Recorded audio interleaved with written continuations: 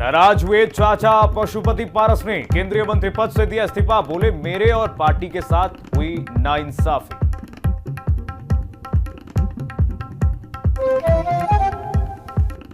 NDA seat sharing के ऐलान के बाद दिल्ली पहुंचे सीएम नीतीश कुमार। पीएम मोदी और अमित शाह से कर सकते हैं मुलाकात। एनडीए की सीट शेयरिंग को लेकर बोले बिहार के डिप्टी सीएम सम्राट चौधरी, हमारी तो घोषणा हो चुकी है, बाकी लोग अपनी जानकारी दें।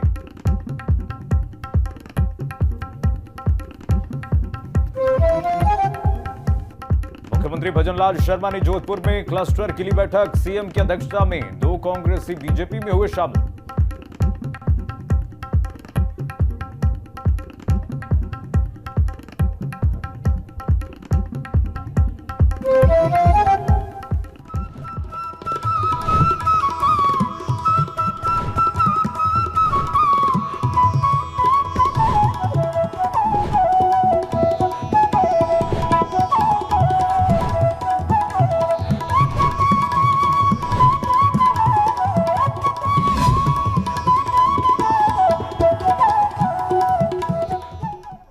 नमस्कार, बहुत स्वागत है आपका। हिंदी खबर देख रहे हैं आप। बहुत स्वागत है आपका अपन बिहार में। मैं हूं आपके साथ कीर्तिमान सिंह।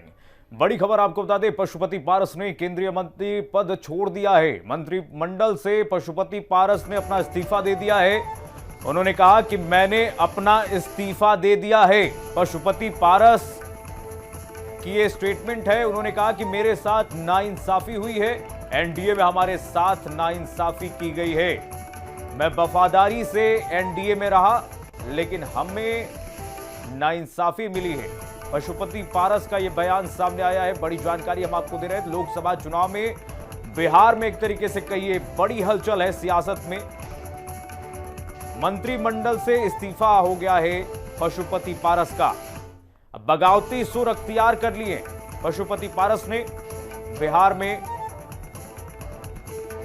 उन्होंने कहा कि मैंने अपना इस्तीफा दे दिया है। मेरे साथ, मेरे लोगों के साथ नाइंसाफी की गई है। एनडीए में हमारे साथ नाइंसाफी हुई है।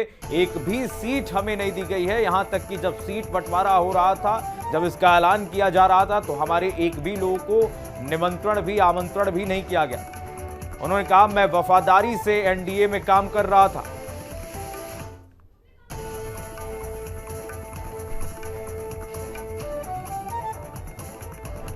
नरेंद्र मोदी जी के नेतृत्व में लंबे अरसे तक केंद्रीय मंत्री के रूप में माननीय पशुपति पारस जी ने अपनी सेवा दी। अब उन्होंने इस्तीफा देने का फैसला लिया है।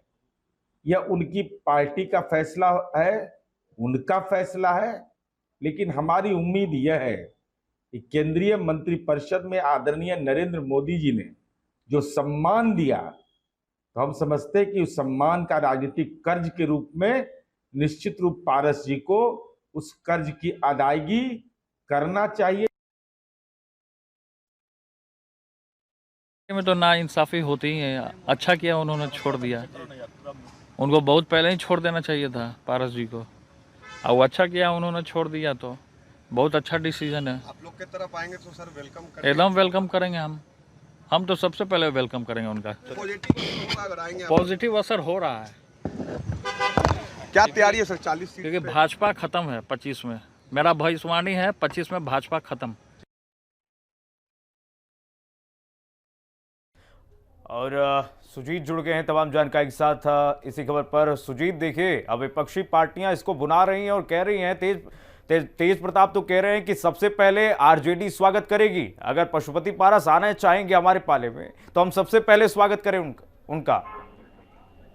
बात बिल्कुल सही है कि राजनीति जो है सहमास का खेल है। और बिहार में अभी जो राजनीति जितनी तेजी से बदल रही है, नए नए बयान सामने आ रहे हैं, नए नए समीकरण बन रहे हैं, उनमें ये सब बातें और बयान आना लाजिमी है। जहाँ तक पारस का एनडीए से इस्तीफा देने की बात है, तो वो जब अभी पटना पहुंचेंगे शाम में, तकरीबन 6:30 बजे उनके पटना आने की सूचना है। तो उसके पहले ही बिहार में राजनीतिक विषाद जो है अलग अलग तरीके से बंटनी शुरू हुई है। जो आपने देखा कि जदयू के जो प्रवक्ता है, उन्होंने किस तरीके से कहा कि राजनीतिक सम्मान उनको दिया गया और इनको वापस नहीं करना चाहिए। दूसरी तरफ जो है छूटते ही तेज प्रताप यादव ने स्पष्ट रूप से कहा कि अगर वो आते हैं तो सबसे पहले मैं उनका स्वागत करूंगा। हमारे पास जो जानकारी है उसके अनुसार पशुपति पारस जो है वो आरजेडी के साथ संपर्क में है और जो सूचना आ रही है उसके अनुसार 3 से 4 सीट पर उनकी सहमति बन सकती है। हालांकि यद्यपि ये सूत्रों के हवाले से है, पशुपति पारस ने 5 सीटों की मांग की थी। वे वही सीटें मांग रहे थे जिन सीटों को लेकर उनकी लड़ाई जो थी वो एनडीए में थी। उन्होंने 5 सीटें यहाँ भी मांगी थी, लेकिन जो सूचना हमें मिल रही है उसके अनुसार 3 से 4 सीटों पर उनकी बात बन सकती है। बहरहाल पूरी तस्वीर कब और कैसे साफ कर होगी इसके लिए थोड़ा सा इंतजार करना पड़ेगा, क्योंकि अपना जो राजनीतिक कदम है अगला पशुपति पारस पटना आएंगे उसके बाद ही उठाएंगे। ये कितना बड़ा झटका है एनडीए को, कितना बड़ा झटका है कि छिटकने से पशुपति पारस छिटक रहे हैं, तो क्या झटका लग सकता है एनडीए को? क्या एक तरीके से कहिए कि लैक हो सकता है एनडीए के पाले में? देखिए, अगर एनडीए इस चीज को मान के चलता कि ये पशुपति पारस उनके लिए एक झटका है, ये उनका चला जाना झटका है, तो शायद वो पशुपति पारस को 1 या 2 सीट जरूर दे देती। लेकिन एनडीए एक तरह से अपनी तैयारी पूरी करके चल रहा था। वो पशुपति पारस के बदले ज्यादा दांव चिराग पासवान पर लगाने की कोशिश कर रहा था। अगर जिस तरीके से पशुपति पारस को एक भी सीट नहीं दी गई और हम पार्टी को और राष्ट्रीय लोक मोर्चा उपेंद्र कुशवाहा को दे दी गई 1-1 सीट, तो इस बात से सीधा अंदाजा लगाया जा सकता है कि एनडीए पशुपति पारस की तुलना में अन्य दलों का या फिर चिराग पासवान का ज्यादा समर्थन करती है और उसकी उम्मीद इन सभी से ज्यादा है पशुपति पारस की तुलना में। ठीक है, अगर उसकी ठीक है सुजीत, बने रहिएगा जरा। कंचन हमारे साथ जुड़ गई हैं। कंचन, ये पशुपति पारस कह रहे हैं कि देखिए हमारे साथ नाइंसाफी हुई है और एनडीए में हमने बहुत अच्छे से काम किया, पूरी ईमानदारी के साथ, कर्तव्य निष्ठा के साथ काम किया, उसका सिला हमें यह मिला कि एक भी सीट नहीं दी गई। यहां तक कि हमारे लोगों को जब ऐलान हो रहा था, जब मंथन चल रहा था, हमारे लोगों को बुलाया भी तक भी नहीं गया। देखिए कीर्तिमान, ये कहावत हमेशा से कही जाती है, बोया पेड़ बबूल का तो आम कहां से होए। हाँ। ये कहावतें इसीलिए बनी हैं कि अगर आप जो करते हैं उसी का प्रतिफल आपको मिलता है। हाँ। ये बात किसी से नहीं छिपी है। जब एलजेपी के जो वो मुख्य रहे हैं रामविलास पासवान, जब उनकी मौत हुई उस वक्त किस तरीके से चाचा और भतीजा के बीच में टकरार देखने को मिली थी। हम बात कर रहे हैं चिराग पासवान की और पशुपति पारस की बात कर रहे हैं। ये रिश्ते में चाचा भतीजा लगते हैं, लेकिन जैसे ही रामविलास पासवान की मौत हुई थी तो चाचा भतीजे के रिश्ते कहीं दरकिनार हो चुके थे और एलजेपी और आरएलजेपी को लेकर के प्रमुख होने की, अध्यक्ष बनने की होड़ सी लग गई थी। लेकिन जैसे ही बीजेपी ने अपनी सीटों का ऐलान किया, क्योंकि अगर बात की जाए तो बिहार में 40 लोकसभा सीटें हैं, जिसमें से बीजेपी ने 17 सीटें ली है, जेडीयू ने 16 सीटें ली है, एलजेपी यानी चिराग पासवान को 5 सीटें बीजेपी ने दी है, एचएएम को 1 सीट दी है और आरएलएम को 1 सीट दी है, यानी एलजेपी को 1 भी सीट नहीं दी है। और यही बात है, यही नाराजगी है जो पशुपति पारस बीजेपी यानी एनडीए के साथ अपने गठबंधन को तोड़ रहे हैं।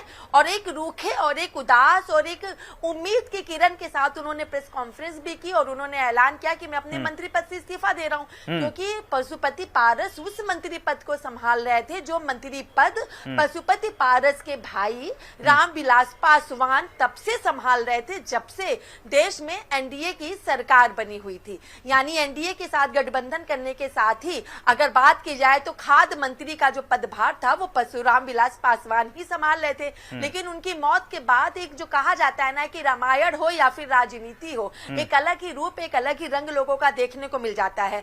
तो जो चीजें पशुपति पारस ने रामविलास पासवान की खत्म होने के दौरान की, वही चीजें चिराग पासवान ने एनडीए के साथ अपने गठबंधन को लाने के साथ की। 5 सीटें चिराग पासवान ने ले ली बिहार में अपनी पार्टी के लिए और पशुपति पारस यानी आरएलजेपी को 1 भी सीट नहीं मिली, जिसकी नाराजगी की वजह यही रही कि पशुपति पारस को अपने मंत्री पद से इस्तीफा देना पड़ा। और इस्तीफा ही नहीं, एनडीए के साथ कहीं ना कहीं वो अपने गठबंधन को भी तोड़ते हुए नजर आ रहे हैं, क्योंकि एक साथ नहीं थे, एकजुटता नहीं थी। क्योंकि जो बातें पशुपति पारस कह रहे हैं कि जब इन सारी चीजों को लेकर बैठक हुई तो उनको जानकारी नहीं दी गई, उनको इस बैठक में बुलाया नहीं गया, तो ये कहीं ना कहीं दूरियां ही थी जो नजदीकी में नहीं बदल गई थी, ये दूरियां ही थी जो बैठक में एक चर्चा के लिए भी पशुपति पारस को नहीं बुलाया गया था। लेकिन इसी बात का जिक्र कर रहे थे कि 40 लोकसभा सीटों, इसी बात का सुजीत भी जिक्र कर रहे थे। सुजीत, जरा ये बताइए कहां दूरियां बढ़ी अमित शाह और बीजेपी और पशुपति पारस के बीच में, कहां दूरियां बढ़ी और किस तरीके से, क्या एक तरीके से कहिए कि मतभेद हुए, मनभेद हुए, क्या दिक्कत हुई जिसकी वजह से इनके गुट को एक भी सीट नहीं दी गई?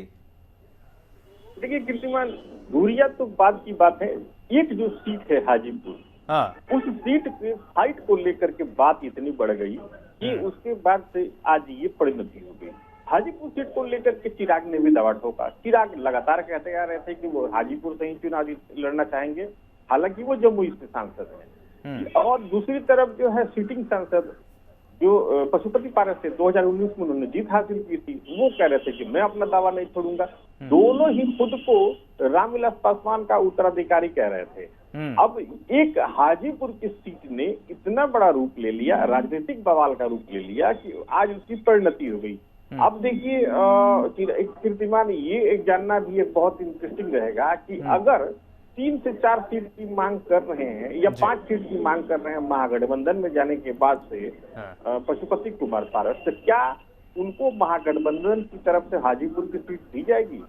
मैं आपको यहाँ से याद दिलाना चाहूंगा कि जब आरजेडी के कद्दावर नेता रघुवंश प्रसाद सिंह जो कि दिवंगत हो गए, वो जब तक उन्होंने लोकसभा की फाइट की, वो वैशाली से एमपी रहे। और वैशाली और हाजीपुर ये बहुत ही स्ट्रांग माना जाता है आरजेडी के लिए। अब देखना ये होगा कि अगर महागठबंधन की तरफ से में अगर जाते हैं, महागठबंधन के पाले में अगर जाते हैं पशुपति, तो कितनी सीटें महागठबंधन देता है, क्या कुछ तय होता है, क्या कुछ डील होता है? ठीक है सुजीत, बहुत बहुत धन्यवाद तमाम जानकारी साझा करने के लिए। कंचन बने रहिएगा आप हमारे साथ। एक बड़ी जानकारी आपको बता दें, बिहार में सीएम नीतीश कुमार, बिहार के जो सीएम हैं नीतीश कुमार, वो दिल्ली पहुंच गए हैं। पीएम मोदी और अमित शाह से मुलाकात कर सकते हैं। सीट शेयरिंग के बाद दिल्ली पहुंचे हैं नीतीश कुमार, उम्मीदवारों के नाम पर चर्चा भी हो सकती है। तो बड़ी जानकारी इस वक्त हम आपको बता रहे हैं। जिस तरीके से सीट शेयरिंग हुई है उसमें बीजेपी बड़े भाई की भूमिका में है। और अब देखिए सीएम नीतीश कुमार दिल्ली पहुंच रहे हैं। यह भी बताया जा रहा है कि सीट शेयरिंग के बाद ये दिल्ली पहुंच रहे हैं तो मुलाकात होगी राष्ट्रीय अध्यक्ष जेपी नड्डा से बीजेपी के, और साथ ही अमित शाह से भी मुलाकात करेंगे नीतीश कुमार। कंचन हमारे साथ लगातार बनी हुई है। कंचन, नीतीश कुमार पहुंच रहे हैं, क्या कुछ मुलाकात होगी, क्या कुछ बात होगी बीजेपी आलाकमान से? तो उम्मीदवारों के नाम पर चर्चा होगी। बिहार सीएम नीतीश कुमार दिल्ली पहुंच रहे हैं। आपको बता दें पीएम मोदी और अमित शाह से मुलाकात कर सकते हैं। सीट शेयरिंग के बाद दिल्ली पहुंच रहे हैं नीतीश कुमार, उम्मीदवारों के नाम पर चर्चा हो सकती है।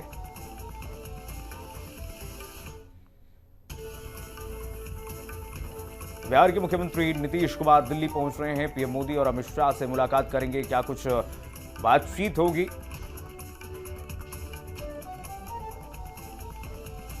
कंचन जुड़ गई हैं एक बार फिर हमारे साथ तमाम जानकारी के साथ। कंचन, मुख्यमंत्री नीतीश कुमार पहुंच रहे हैं, क्या कुछ मुलाकात होगी, क्या बातचीत हो सकती है बीजेपी आलाकमान से? जी बिल्कुल देखिए, नीतीश कुमार का दिल्ली आना कोई नई बात नहीं है। जब वो एनडीए गठबंधन के साथ नहीं थे तब भी उनका दिल्ली आने का सिलसिला जारी था, और एनडीए के साथ आके तब भी वो दिल्ली आ रहे। लेकिन आज उनका दिल्ली आना इसलिए मायने रख रहा है क्योंकि सीट शेयरिंग का ऐलान हो चुका है कि बिहार में किन किन सीटों पर कितनी सीटें किस राजनीतिक दल को दी है। और सीट शेयरिंग के ऐलान के बाद अगर नीतीश बाबू दिल्ली आ रहे हैं तो ये आज उनके लिए काफी बड़ा दिन हो सकता है, क्योंकि जेडीयू को जिस तरीके से सीटें दी गई और जेडीयू की सीट में जो सीटें दी गई उसमें जो नाम है, उम्मीदवारों का जो नाम है उसको लेकर की चर्चा की जानी। उम्मीदवारों के नाम पर जो अंतरिम मोहर है वो यहाँ पे लगाई जाएगी, क्योंकि अगर बात की जाए तो जेडीयू को 16 सीटें बिहार में दी गई है। 40 में से 16 सीटें अगर नीतीश बाबू की पार्टी को दी गई है तो वो 16 कौन से ऐसे कैंडिडेट होंगे जिनको उम्मीदवार बनाना है, जिससे जीत का पूरा दम जेडीयू यानी नीतीश बाबू की पार्टी को मिल सके। और जिस तरीके से वो एनडीए गठबंधन में आए हैं, लोकसभा चुनाव में में बीजेपी के सहयोगी दल बने हैं अपनी जीत को लेकर के, तो कितना आश्वस्त होते हैं वो अपनी जीत के लिए। तो उम्मीदवारों के नाम को लेकर चर्चा होनी है। शीर्ष नेतृत्व की अगर बात की जाए तो गृह मंत्री अमित शाह से नीतीश कुमार की मुलाकात होगी, राष्ट्रीय अध्यक्ष जेपी नड्डा से नीतीश बाबू की मुलाकात होगी, साथ ही प्रधानमंत्री नरेंद्र मोदी से भी नीतीश बाबू की मुलाकात हो सकती है।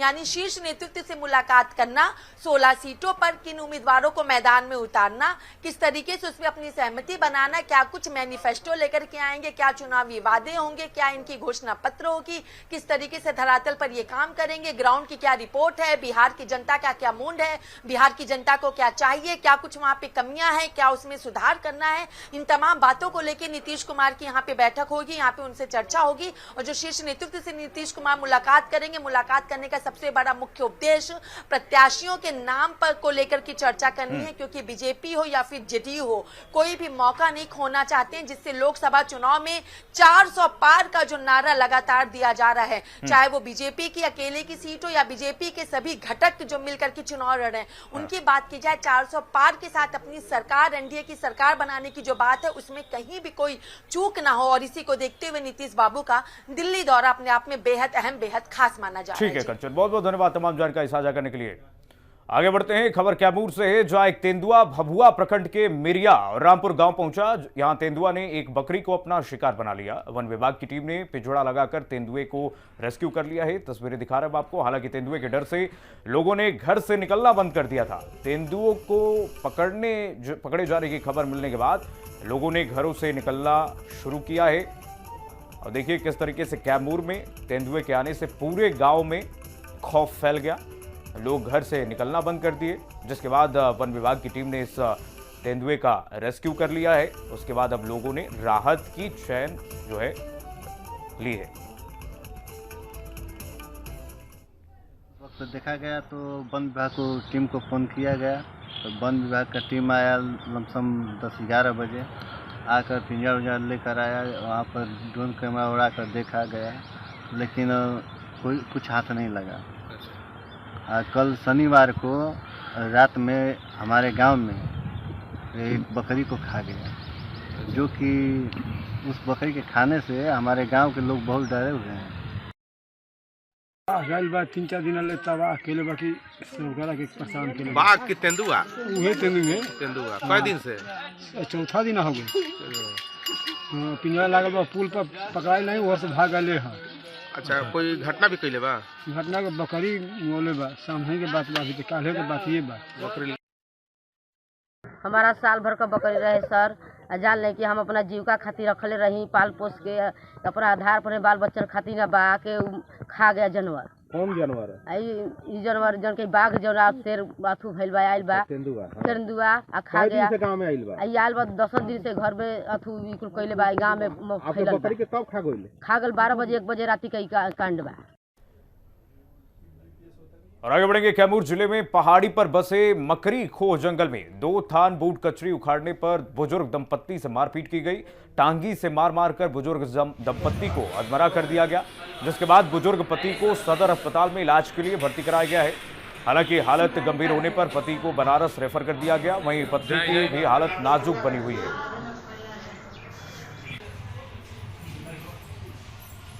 हमारे ससुर जी हैं, दो थान कचहरी खैले खातिर श्रीनिवास मार रहा है टांगी से।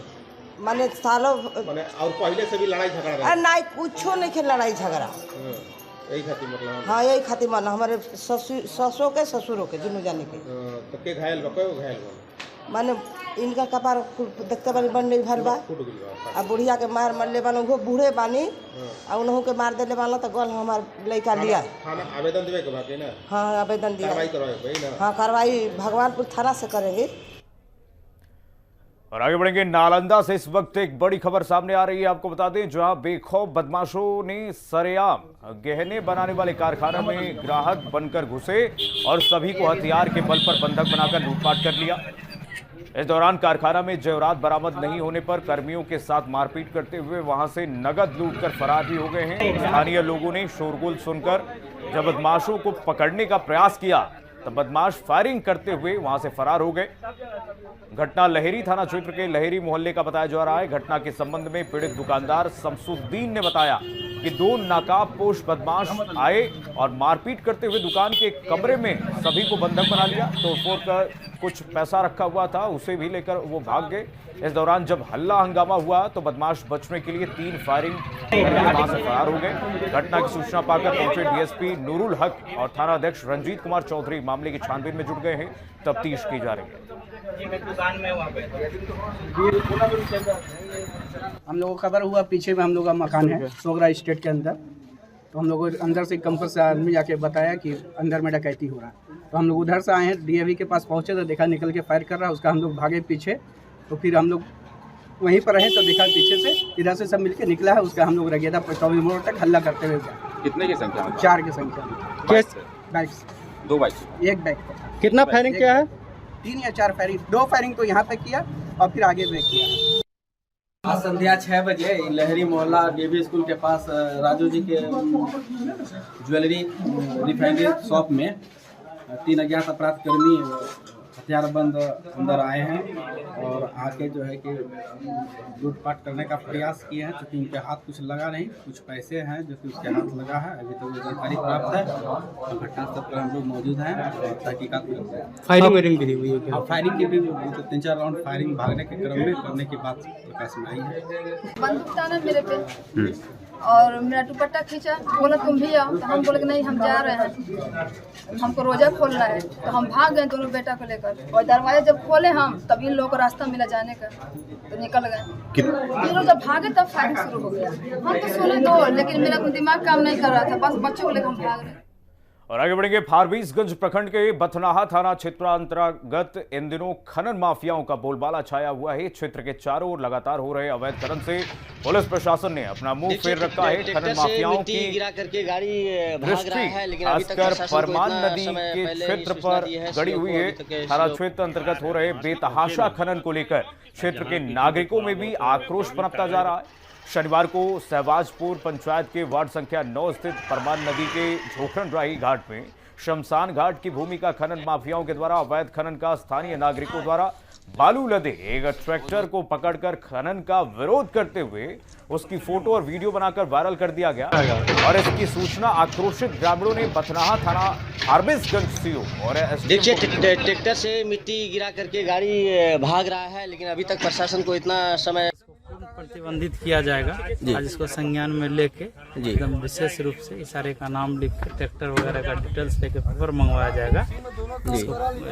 थाना प्रभारी महोदय को भी सूचना दिया गया है कि आज से एकदम पूर्ण प्रतिबंधित। ग्रामीणों ने एक ट्रैक्टर को भी रोक के रखा था और मौके से फरार हो गया। उस पर क्या कुछ कार्रवाई की जाएगी? वो ट्रैक्टर का भी पेपर लेकर ट्रैक्टर को भी जब्त किया जाएगा। शमशान घाट है, यहाँ पे सब जलाते हुए आ रहे हैं पूर्वज से ही। ठीक है, तो हम लोगों का क्या मांग है कि सरकार से सबसे पहले कि अवैध खनन रुके यहाँ, और दूसरी बात कि यहाँ पे जो है शमशान घाट का सीओ साहब जो है जी नापे भी हो चुका है। माननीय विधायक जी मामला सदन में उठाए थे तो नापे भी हो चुका है। तो चाहते हैं कि यहाँ पे एक यहाँ इस जगह को न्याय मिले। ये जो जगह है इस जगह को न्याय